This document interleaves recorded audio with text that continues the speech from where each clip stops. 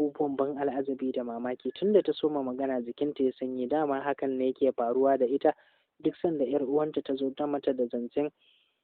mata da wani zance ko kuma shawari. A hankali ta shiga jinjina mata kai tana mai tana mai auna kalaman yar uwar ta tare da cewar, na fahimce ki na Hafsat, kuma duk abin da kika faɗa hakan yake, amma wannan dalili bai kai ya sa mu hana kanmu da kuma mahaifinmu jin daɗin rayuwarsa ba.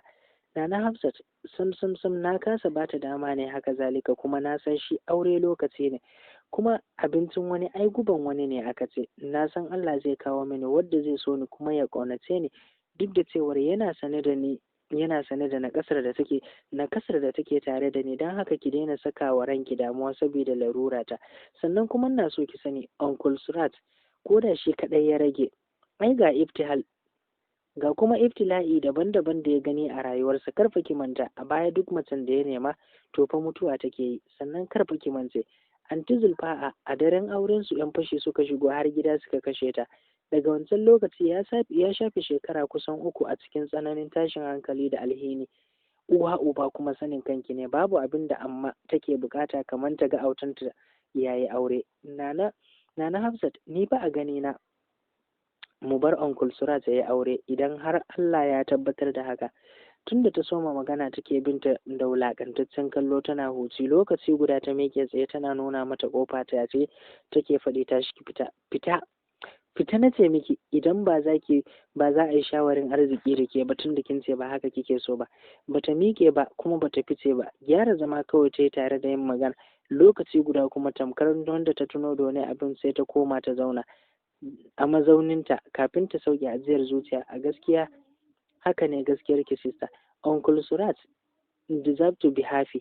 Babu damuwa, zan je har gidan su Nadia in ba ta haƙuri, amma na san yana fushi da ni. Lokaci guda idanunta suka yi raurau, ta sake ciko da ƙwalla. Ta kama hannun yar uwar ta tana faɗi, da Allah sister mu bar wannan zancen, ki bashi haƙuri, kin ji ko? Make sure ki tabbatar ya haƙura please dan Allah. Ta ƙarishe maganar ta tare da mai wani yanayi tamkar za ta kurma ihu. Lokaci guda tausayin yar uwar ta yi shige ta ita ma. A gefe ɗayan kuwa direba ne na gani yana fakin, ta hango Ayya a gefe a tsaye a farfajiyar gidan, hannunta harɗe a girji, tana kallon motar da ta iso. Ga dukkan alamu dawowarta kawai take zira. Ta shaƙa ba kaɗan ba, ta sha jinin jikinta. Babu wadda ya san da ta fice daga gidan, bayan ta san ya zamanto tamkar doka ne ga duk wadda zai fita a gidan. Tamkar menene haka ta fito za ta jefa. Yau kan dai ga Ayya ta tare ta ne. Dattijuwa ne mai kimanin shekara 66 a duniya. Cikin takunta na ɗingishi ta nufo gidan. Yadda take tafiya sam ba za ta manta ba ta ma kanta Ayya take ba tukunna. Sulai direba kawai take kallo yadda ya fakin na motar cikin tsoro, don ya san zai iya kwasan nasa buhunan bala'i, tunda dai ta saka masa doka ba ta so yar albarka ta fita ita kadai saboda laluran da ke tattare da ita. Allah sarki, yau fa ake yin ta. Ayya, barka da yammaci. Kallon ta kawai ta yi ba tare da ta amsa ba kafin ta karisa ta nufi inda Sulai din ya yi fakin. Kafin ta soma magana Sulai ya tare numfashinta da faɗin, wallahi Ayya ba laifi na bane. Kin ga dai yanda Nana Hafsat ta fice daga cikin gidan nan cikin fushi da ɓacin rai, ne kuma wallahi magiyan da Nana Asma'u ta yi ta mini ne, shi yasa na ɗauke ta na kai ta. Bai kai Aya ba ta katse shi da faɗi, ka kai ta a muzanta ta, ka kai ta a wulakanta ta. Ta faɗi haka tana nana ta kalamanta marasa daɗin ji a kunnuwansa. Ka dai san Hafsatu ba mutunci bane da ita, wulakanci bai dame ta ba, san baya mata wahala. Ni kuma ina matukar hakan, ina numfashi kan ƙaryan mutum a ce zai zo ya muzanta mini yar albarka ya wulakanta ta. Billahi azim sai dai mu tafi har gaban kotu, har kotun Buhari da duk wani mahalokin da ya hana yar albarka rawan gaban hantsi. Ba zai yiwu ba. Sulai dai dubanta kawai yake cike da mamakin yadda ya ga bakinta bilhaki take ganin laifinsa kawai Ayya take gani, san bata ga laifin Nana Asma'u ba. Allah sarki. Ayya, ba fa ni ne na zamo na karzo man ba fa, rataya aka bani, ratayar ma ban karba ba. Ka tafi can, rufa mini baki. Da wani abin ne ya same ta yau da ka gane kuranka. Ta wuce fu ta ci gaba da sababinta. Nana Asma'u ta bi ta da kallon mamaki, sam faɗa baya mata wuya, sannan idan a kanta ne to ko kaɗan ba ta rage wa mutum, ba ta wani abu za ta jawo hannunta suka yi cikin gida. Sum Nana Asma'u take take mata baya. A falo ne suka tarar da amma ta rabka uban tagumi, domin duk ranar da Surat da Nana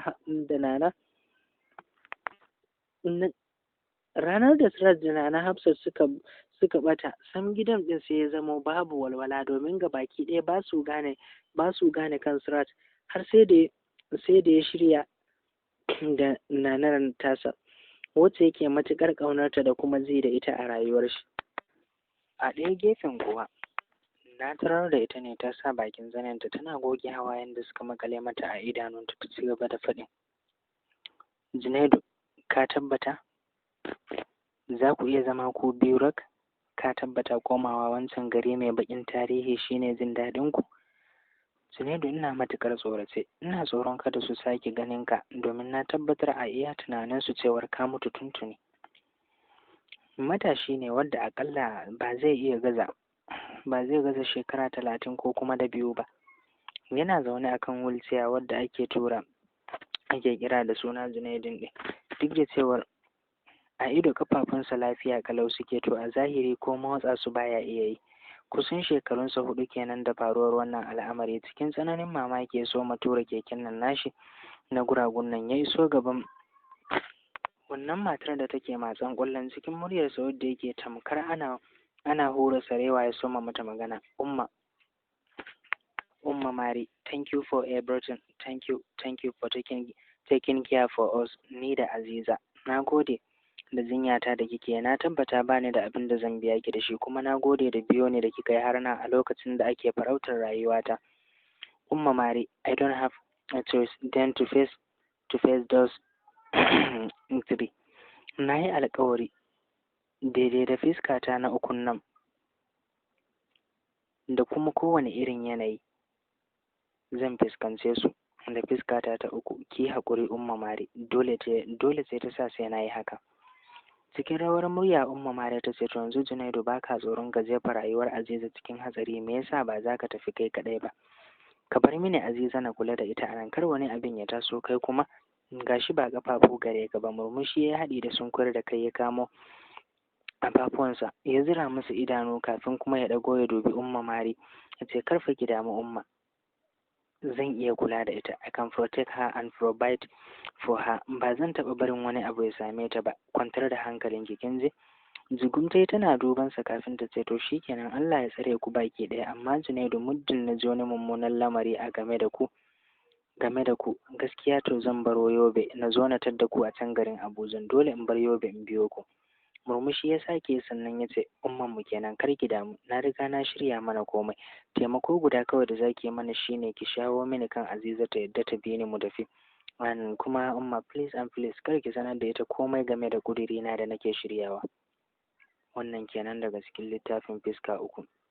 To a ɗaya ɓangaren kuwa, a can garin Sokoto, wato a cikin Tambuwal, zaune suke baje-baje a tsakiyar gida, kowace hannunta riƙe da ƙananan bebi irin waɗanda ake haɗa sarƙan nan na amare da su. Wayo Allah. Budurwa ta tsakiyar tana da kimanin shekara 24, ita ce ke fama da zira a hannunta. Tana yi tana tauna cingam ɗinta, ga kuma ɗaurinta nan na gaban goshi irin wanda Hausawa suke cewa ture kaga bala'i ne ko ka gaskiya. Ita ko wacce take zaune daga ƙarshen taburman ɗin, sai faman yan waƙe-waƙenta take, tana haɗa nata yan kunnayen ɗin. Wata dattijuwar mace ce na ganta, wadda ba za ta wuce shekara 50 zuwa da 8 ba. Ta fito hannunta riƙe da langa, tana duban yan matan wadda a halin yanzu duk sun ƙware sosai a wannan sana'ar nasu da suke yi.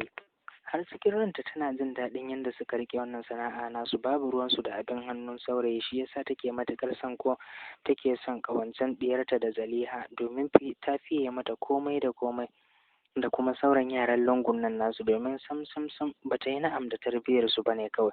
A lokacin ne yan matan nan suka lura da ita, har suna haɗa baki wajen cewa da barka da fitowa. Fiskar ta ɗauke da murmushi ta ce, sannan ku dai da ƙoƙari ƴaƴana, Allah dai ya dafa muku. Gaba ɗaya suka murmusa. Ita ko mai tauna cingam ɗin nan har da wani irin yin ƙaras ƙaras take da shi, kana ta ce amin daddata abin alfahari na, da kuɗin